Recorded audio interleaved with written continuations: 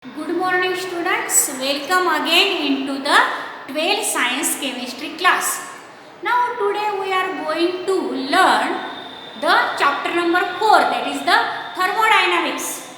Now in the last lecture we learned that for the spontaneity of the process, the change in entropy, that is the delta S total, must be positive. That we learn.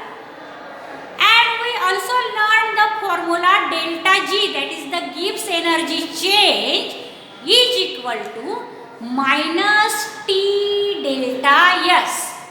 Now see on the blackboard. We learned this in the last lecture. Delta G is equal to minus T delta S. Now what this shows? Delta G, that is the Gibbs energy, must be negative for the spontaneous process, because delta S suppose positive for the spontaneous process, then this positive multiply by this temperature, here is the minus sign, so total quantity becomes negative. That means the Gibbs energy becomes negative for the spontaneous process. Now this is totally opposite of that of the change of entropy. If delta S is positive, then delta G comes here according to this formula negative. So for the spontaneous process, if entropy change is positive, then Gibbs energy change must be negative. Now see, from that of the second law, we can conclude these three possibilities.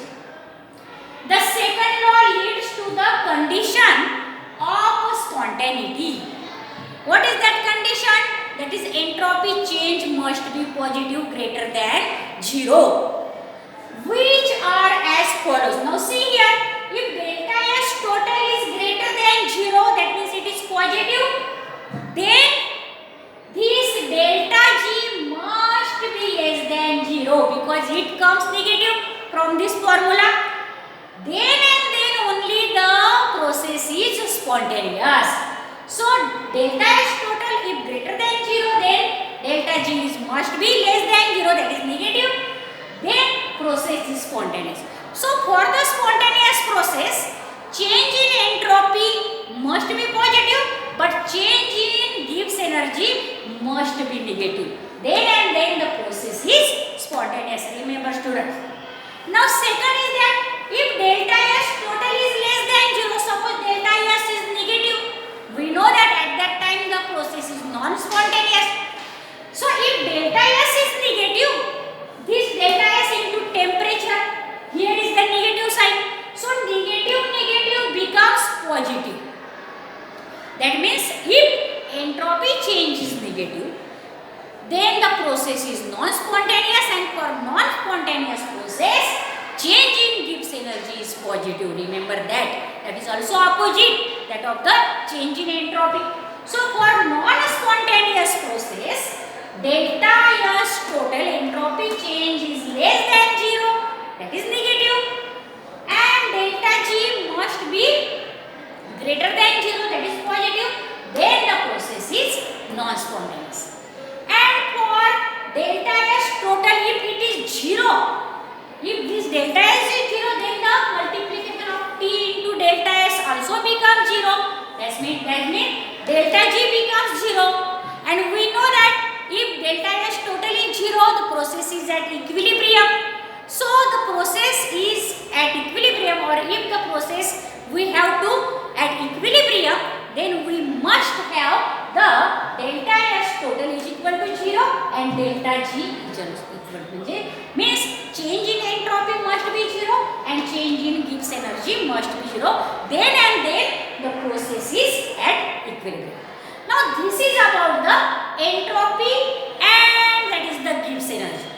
Now from this formula, that is the delta G is equal to delta H minus T delta S, about the Gibbs energy formula, delta G is equal to delta H minus T delta S, we can conclude again 4 possibilities.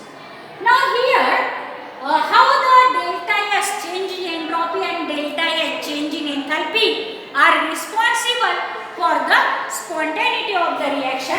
Let us learn. And for the spontaneity, we know that Gibbs energy must be negative. That is the very important point. Gibbs energy must be negative. Then and then that process will be spontaneous. Remember that. In this first, we have already learned for the spontaneity, Gibbs energy must be negative. So from this formula, we can say that how the entropy change and delta H will be there for the negative Gibbs energy. Now spontaneity and delta S and delta H. Now see in this topic, from the equation delta G is equal to delta H minus T delta S. Now we want this delta G negative. So for that, how there is the that is the values of delta H and delta S we have. Suppose now this is all at the constant temperature and pressure. Suppose both delta H and delta S both are negative, then what happens? See there. The temperature terms determines the relative contribution of delta H and delta S. Why? Because here is the temperature term and that decides how the delta H and delta S affects on the Gibbs energy, change in Gibbs energy. Now first possibility is if delta H and delta S both are negative, then what happens? See this formula. If delta H is also negative and delta S is also negative, but we want the Gibbs energy negative for spontaneity. So this delta H which is negative must be greater than this T delta S. Then and then the answer is negative. And answer is negative means Gibbs energy will be then negative and the process becomes spontaneous. Do you understand, student? For negative Gibbs energy, if we take delta H negative and delta S also negative, then the value of delta H is must be more negative than the product of T delta S. Then and then the answer of Gibbs energy will come negative and the process become spontaneous. So first, delta H and delta S if both are negative, then delta G will be negative. For spontaneity, delta G will be negative only when delta H is more negative than T delta S. And this is possible only at lower temperature. When the multiplication of temperature and delta S becomes low or it becomes less, when the temperature term is very less, then the product of T delta S is also less, and when the temperature is very low and if delta S and delta H are negative, then and then it is possible that the Gibbs energy will be negative and the process will be spontaneous. This is the first time. So for Gibbs energy to be negative at the condition when delta H and delta S, change in enthalpy and change in entropy both are negative, then the condition is that the delta H will be must be more negative than T delta S. Now that is the possible only at lower temperature. Now second condition, if delta H and delta S both are positive, then what happens?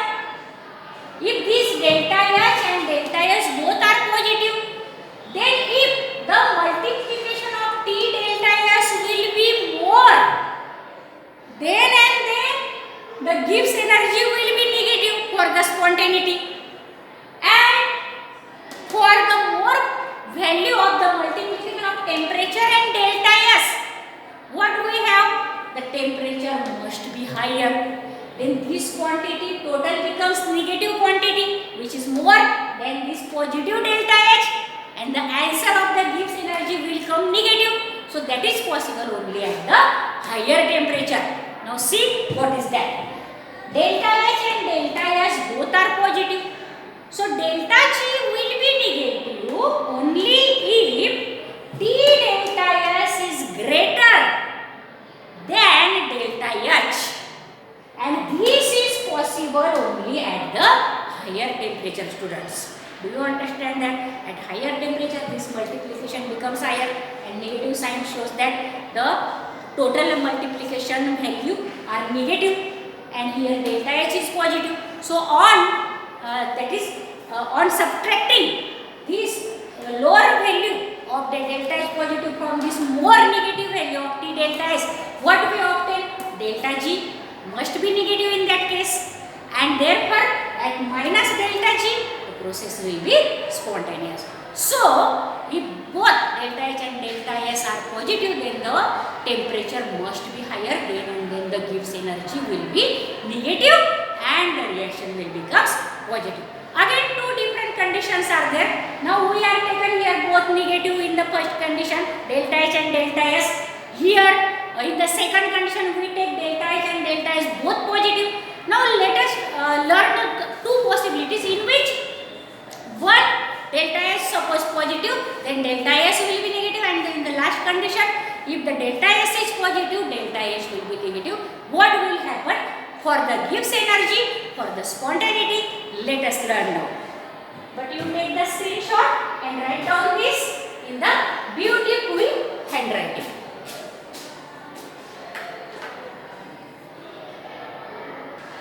Yes students, now see what is the third and what is the fourth condition again.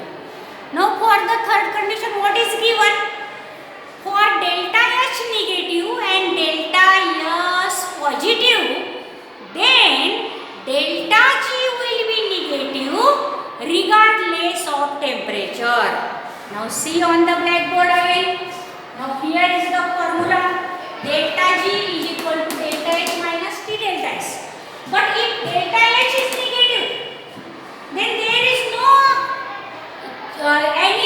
that is the effect of this temperature, because if temperature is lower, this term is the negative, or if the temperature is higher, this term will be negative, and the summation of negative negative becomes negative.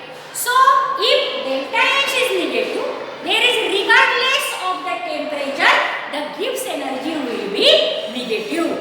So for delta H negative, the delta S may be positive, but delta G is always negative regardless of temperature, because here delta S is positive and the multiplication of temperature and delta S will become negative. This delta H is also negative, both negative quantity, the summation is also negative, so Gibbs energy becomes negative. So there is no any condition for temperature. So regardless of temperature, the delta G will be negative. And the last condition students, if delta H is positive and delta S is negative, then what will be happen? Then delta G is positive, always positive regardless of temperature. Why? Because here delta H is positive, already positive, and if this temperature, it may be lower or higher, but the T delta S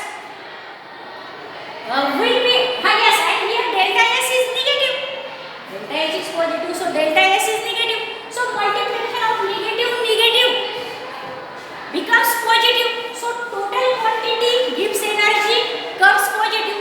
So there is no any requirement of temperature lower or higher, but the total quantity will be always positive, because delta S is negative, here negative negative multiplication becomes positive, and addition of this positive becomes more positive. So at that process Gibbs energy is always positive. That means such processes are non-spontaneous processes. Now see the fourth condition. For delta H positive and delta S negative, then delta G is always positive regardless of temperature. And such reactions are non-spontaneous reactions at all temperature. That means if Gibbs energy is positive, then such reactions are non-spontaneous for the all temperature. If in that case delta H is positive and delta S will be negative. So these four conditions are very important. There may be MCQs. When Gibbs energy will be positive, you must know that at that time when delta H is positive and delta S is negative, then and then only the Gibbs energy is positive only for this fourth condition. And for the upper three condition, delta G will be always negative and the process are spontaneous. So students, if you understand this spontaneity and delta H or delta S, then you like, share and subscribe this video so that maximum student must be understand about this topic. This is very important as the point of view of MCQs in JEE, in NEET or in CET or in board examination. So thank you for watching the video. Study hard. God bless you. Take the screenshot and write down the notes. Thank you.